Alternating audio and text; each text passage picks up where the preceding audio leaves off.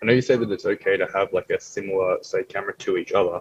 With, I think it's Sony's press conference tomorrow, they're meant to be doing the A7 IV. Would you recommend going, say, two A7 IIIs or going one A7 IV, one A7 III? I think as long as you're in the same camera family, as long as every camera can shoot S-Log1, you're fine. You can go as low as A6500, and as high as, Sony Alpha 1. As long as you can get them all within the same log, then you're fine, because you can apply most cases you can apply the same LUT. Preferably, if you can get all 10-bit S-Log, it'll be a lot easier than if you went 10-bit S-Log and then 8-bit S-Log. When you go with your Sonys, you're shooting S-Log1 pretty much always, are you?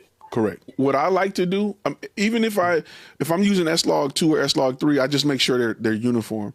So like sometimes I like to use Picture Profile 5. So I went and got EOS HD. They have it's a PDF that you download to wheel in your colors to be a little bit better than what Sony gives you. And you can create picture profiles. So I have like a special Picture Profile 5, which I'm currently using now. And you can save that to your SD card. And if you have the exact same model, like two A7S IIIs, you can pop it in a new one and just load it. So if I go to Picture Profile 5 on both cameras, I have them locked in on a white balance. They produce the exact same image. And it's not a log image. It's more of a finished image that I can go straight into post with. So for a lot of jobs, I'm doing that unless I'm on something high end where dynamic range is crazy important and I need to shoot an S-Log2 or S-Log3 or the client requests HDR. But remember, HDR should be an upsell. Bow and Arrow Productions says, how do you shake a client that appears to be a bad fit, but they keep reaching out to you besides being straight ignoring them? Okay, ask them why they want to work with you, right? Why you? Right? If you explain to them that this is not the type of content we create, why do you want to work with me? Hey, I'm not a good fit for what you're trying to do, but I have the perfect person that will give you the quality that you're looking for from us, but they specialize in what you do.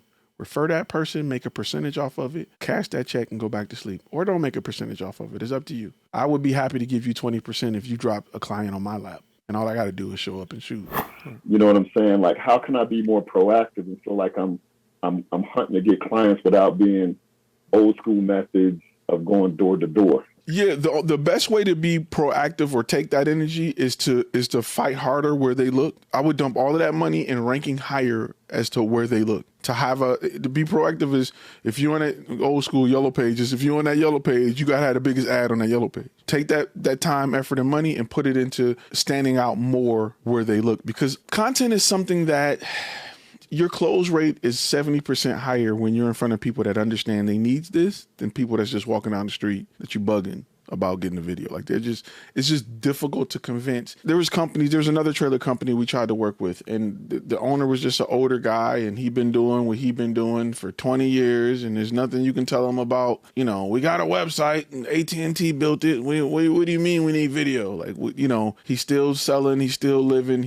It's just hard to convince him as to what he needs. If you keep bringing me them clients, my close rate is going to go down. I'd much rather be in front of people that's looking for what I offer. And I'd rather dedicate that time to giving more to that area, a bigger ad, a higher placing ad, more developed landing page, things like that, so that you can maximize the people that you're in front of. Being proactive feels better, but it's not always. When you start to look at what you invest in being more proactive, the driving, knocking on doors, the time you wasted may not, or what you pay per client may be so much higher than if you just got in front of people who are looking for what you offer. So when you find where people are, take that energy and just increase your visibility in those areas. So let me guess, your passion is this, and you want to attract this or this, so you can make more of this, but your portfolio or demo reel is not this.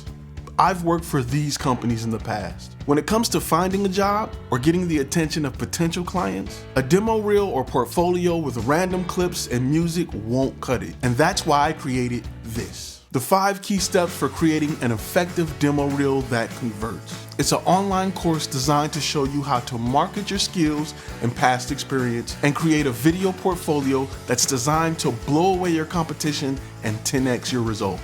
Remember, if you can't tell your story, how do you expect someone to hire you to effectively tell their story? Enroll today at Flashfilm Academy. It's time to turn passion into profit.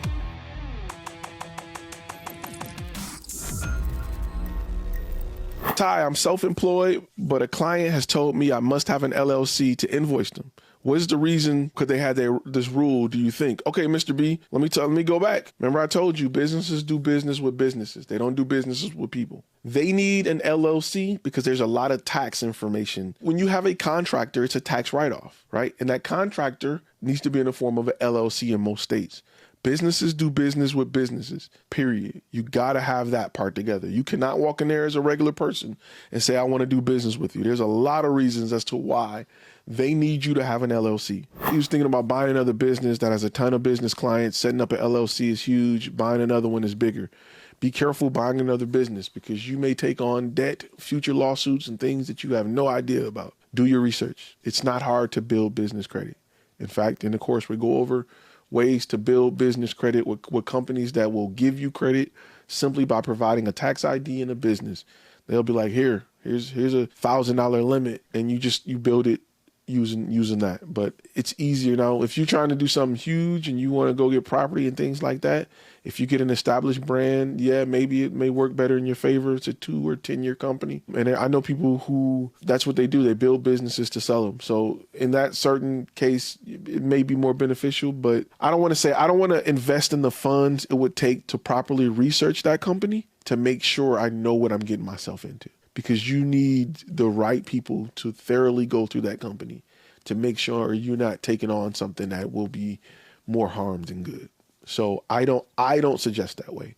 However, depending on where you are in the world, what you got going on, it may be different. Business name question. My current business name is Ventura Visuals.